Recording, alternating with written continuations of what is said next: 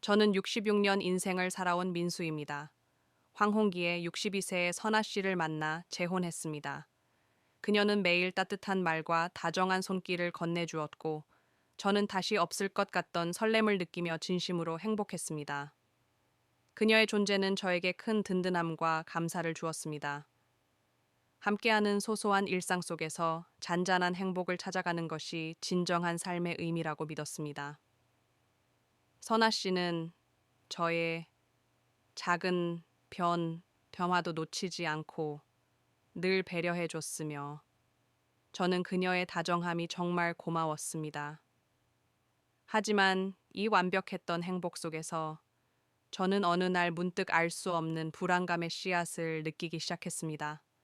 처음에는 저에 대한 관심과 애정이라고 생각했던 선아 씨의 행동이 점차 불편함으로 다가왔기 때문입니다.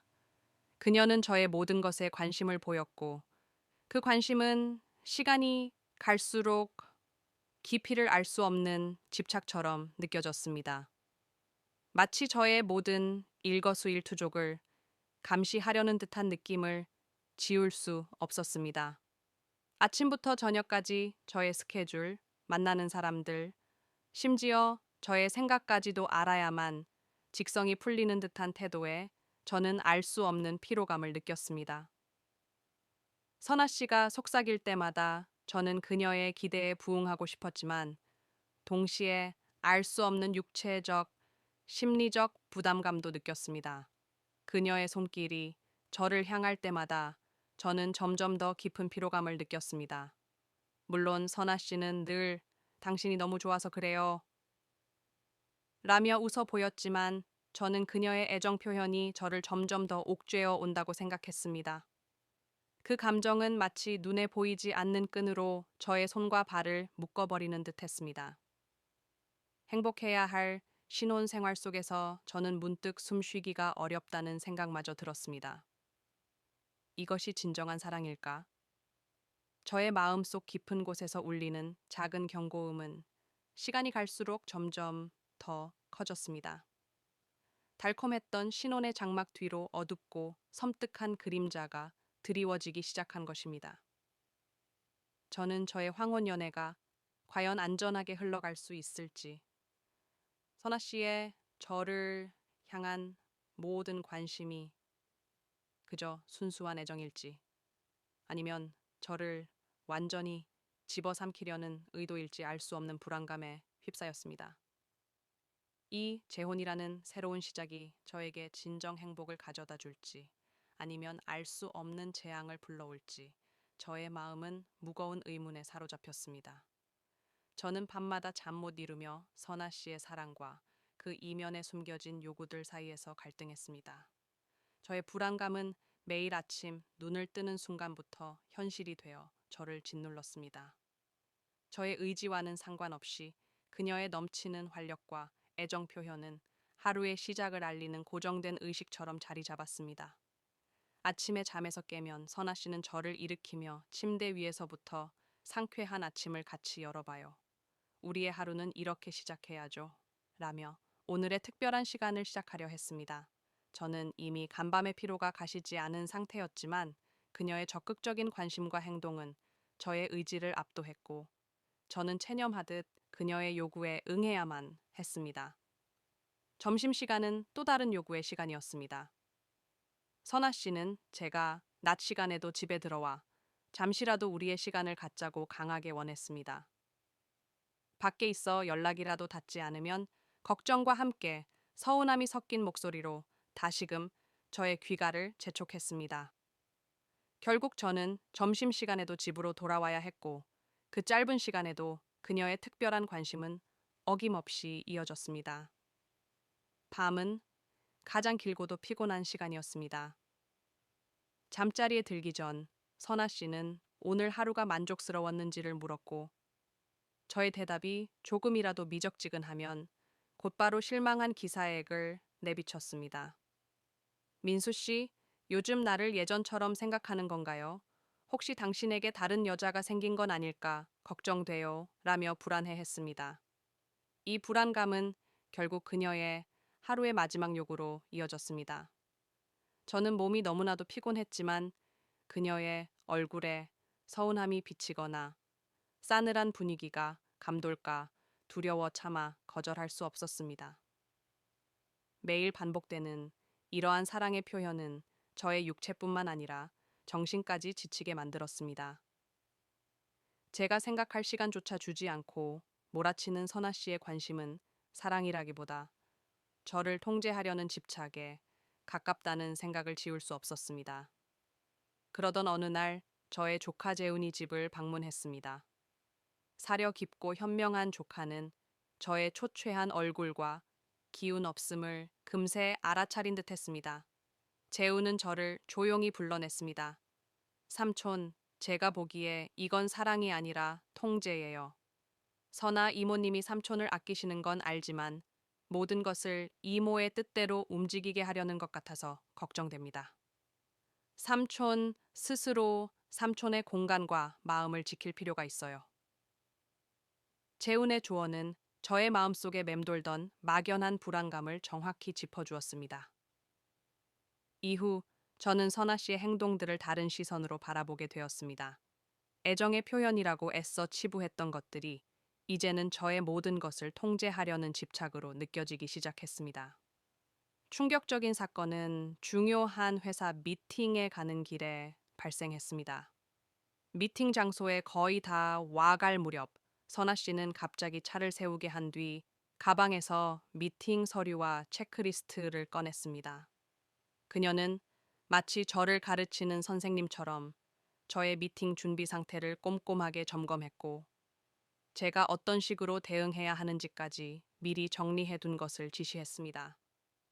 저는 그녀의 배우자이자 동반자인데 왜 그녀는 저를 이렇게까지 믿지 못하고 통제하려 하는 걸까 하는 불쾌감과 굴욕감이 치밀어 올랐습니다. 저는 이 순간 이 관계에서 제가 그녀의 배우자가 아닌 마치 통제받아야 하는 어린아이 취급을 받고 있다는 것을 뼈저리게 느꼈습니다. 회사 미팅에서 돌아오는 길, 저는 차 안에 앉아 흐트러진 미팅 서류들을 정리하려던 찰나 조수석 아래 발, 매트 부분에서 무언가 불쑥 튀어나와 있었습니다. 노란색 포스트잇에 여러 글씨가 빼곡히 적혀 있었고 그 밑에는 낡은 사진 몇 장이 끼워져 있었습니다. 그것들을 집어 들자마자 저는 심장이 멎는 듯한 충격을 받았습니다. 사진들은 오래전 젊은 시절의 선아 씨와 제가 알지 못하는 남자가 함께 찍힌 것들이었습니다. 그런데 그 사진들 중에는 제가 결혼 전 보여주었던 저의 젊은 시절, 사진과 선아 씨, 자신의 젊은 시절 사진을 교묘하게 오려 붙여놓은 것들도 있었습니다. 함께 발견된 메모지에는 더욱 섬뜩한 내용들이 적혀 있었습니다. 민수 씨 오늘은 시간에 있었음. 이름라는 사람과 통화. 다음 미팅. 날짜. 혹시 다른 사람은 없을까? 내가 너무 좋아해서 그래 다 나를 위한 거지. 저의 날짜별 일정과 행동이 상세히 적혀 있었고 그 밑에는 저를 향한 집착적인 생각들과 감시가 있었음을 암시하는 문장들도 포함되어 있었습니다. 이것은 단순한 애정이 아니라 저의 사생활을 치밀하게 추적하고 감시해 온 명백한 증거였습니다. 그녀는 저를 사랑한 것이 아니라 그저 소유하고 통제하려 했을 뿐이었습니다. 그날 저녁, 저는 퇴직 후에도 연락을 하던 전 직장 비서 지은 씨와의 통화에서 평소와 다른 모습을 보였습니다. 지은 씨는 저의 이상 기류를 감지하고 조심스럽게 말을 꺼냈습니다. 사장님, 혹시 사모님 때문에 힘드세요? 제가 예전에도 비슷한 경우를 본 적이 있어서요. 사모님, 예전에 어떤 남자분과 깊게 만나셨는데 그 남자분이 사모님 때문에 많이 힘들어 하셨다는 이야기를 얼핏 들었습니다. 그때도 사모님이 상대방에게 모든 걸 다 맞추기를 원하셨다고. 지은 씨의 이야기는 메모지와 사진 속에서 느꼈던 불안감에 확신을 더했습니다. 선아 씨의 이런 집착적인 성향이 이번이 처음이 아니라는 것을 알게 되자 저의 심리적 부담감은 극대화되었습니다. 저는 선아 씨의 모든 행동이 그저 사랑이라는 이름으로 포장된 통제였다는 것을 깨달았습니다. 그녀의 특별한 요구는 이제 설렘이나 애정 표현이 아닌 저를 완전히 소모시키고 모든 에너지를 고갈시키는 고통스러운 의무가 되어버렸습니다. 아침, 점심, 저녁, 그리고 그 사이에 숨겨진 그녀의 특별한 시간에 대한 요구는 저의 심신을 황폐하게 만들었고, 저는 제가 아닌 오직 선아 씨의 욕망을 채우는 도구처럼 느껴졌습니다. 저의 오랜 친구, 전구가 저를 찾아왔습니다. 그는 저의 수척해진 얼굴과 메마른 눈을 보더니 단번에 저의 고통을 알아차렸습니다. 민수야, 네 얼굴이 말이 아니구나. 이건 더 이상 사랑이 아니야. 이건 명백히 너를 갉아먹는 거야. 자신의 한계를 지켜야 해. 더 이상 네 자신을 희생하지 마. 네가 진정으로 행복하지 않다면 이 관계가 무슨 의미가 있니? 정우의 직설적인 조언은 저의 멍한 정신에 비수처럼 박혔습니다. 저는 더 이상 버틸 힘이 없었습니다. 황홍이에 찾아온 새로운 인연이 안식과 행복을 줄 것이라 믿었지만 현실은 저의 모든 자유와 존엄성을 갉아먹는 감옥이었습니다. 매일 아침 눈을 뜨는 것이 고통이었고 밤이 오는 것은 두려움이었습니다. 저는 이제 저 자신을 온전히 지켜내고 싶다는 강렬한 열망을 품었습니다. 결단을 내린 그날 밤, 저는 선아 씨에게 마주 앉아 차분하지만 단호하게 말을 꺼냈습니다. 선아 씨, 더 이상은 함께 살 수 없을 것 같아요. 저의 이혼 선언에 선아 씨는 순간 얼어붙은 듯 했습니다. 그런데 놀랍게도 그녀는 이내 차분함을 되찾더니 믿을 수 없을 정도로 쿨하게 저의 결정을 받아들였습니다. 그래요. 민수 씨가 그렇게까지 생각하신다면 어쩔 수 없겠죠. 대신 재산 분할과 생활비는 원하시는 대로 해드릴게요. 그녀의 냉담하고 이성적인 반응은 저에게 다시 한번 충격을 안겨주었습니다. 그녀의 태도는 마치 이혼이 사전에 이미 예상된 혹은 계획된 일이었던 것처럼 느껴질 정도였습니다. 그녀의 놀라운 쿨함은 그녀의 집착이 저를 향한 순수한 애정이라기보다 관계 자체를 자신의 방식대로 통제하려는 병적인 욕구였다는 것을 재확인시켜주는 듯 했습니다. 그녀에게 중요한 것은 저라는 존재가 아닌 저를 소유하고 지배하는 행위 그 자체였던 것입니다. 저는 그 자리에 서서 비로소 저의 지난 날을 올감했던 굴레가 벗겨진 듯한 해방감을 느꼈습니다. 이혼 후 저는 작고 소박한 원룸으로 보금자리를 옮겼습니다. 넓고 화려한 집과는 비교할 수 없는 공간이었지만 그곳은 아무런 간섭이나 통제 없이 제가 온전히 저로서 존재할 수 있는 유일한 안식처였습니다. 원하는 시간에 일어나고 좋아하는 음식을 만들어 먹고 보고 싶은 TV 프로그램을 보는 것, 이 모든 것이 저에게는 너무나도 소중한 자유로 다가왔습니다.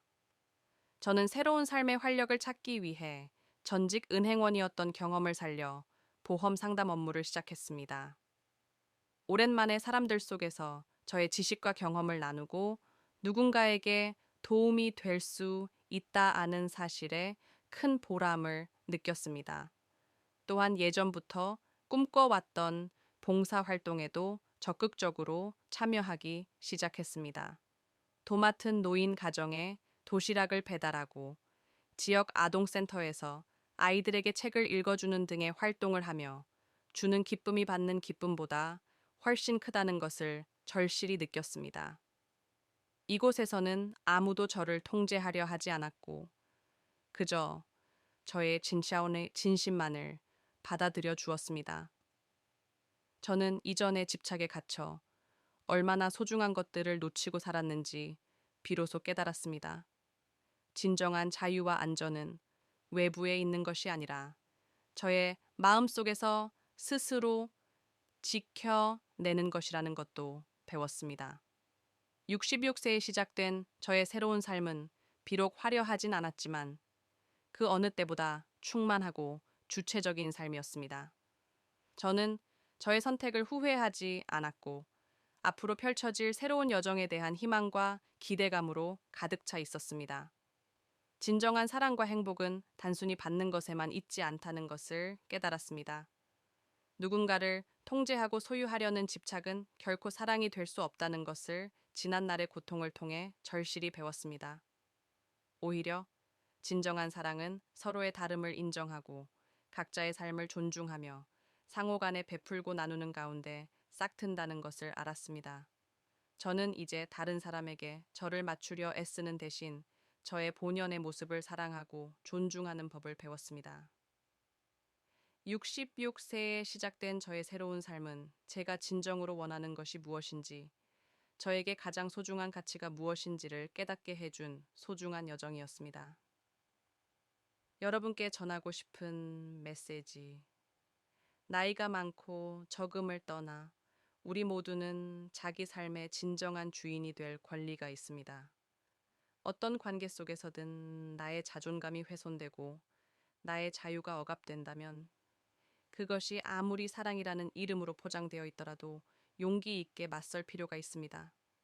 때로는 두렵고 막막하더라도 나 자신을 지키고 나의 행복을 추구하는 용기 있는 선택만이 우리를 진정한 자유와 행복으로 이끌 수 있습니다. 실화 사연이 끝났습니다. 지금까지 함께 해주셔서 정말 감사합니다. 시작 전에 말씀드린 것처럼 무료로 하실 수 있는 구독과 좋아요 부탁드립니다. 알림 설정까지 해주시면 새로운 이야기들이 올라올 때 가장 먼저 보실 수 있습니다.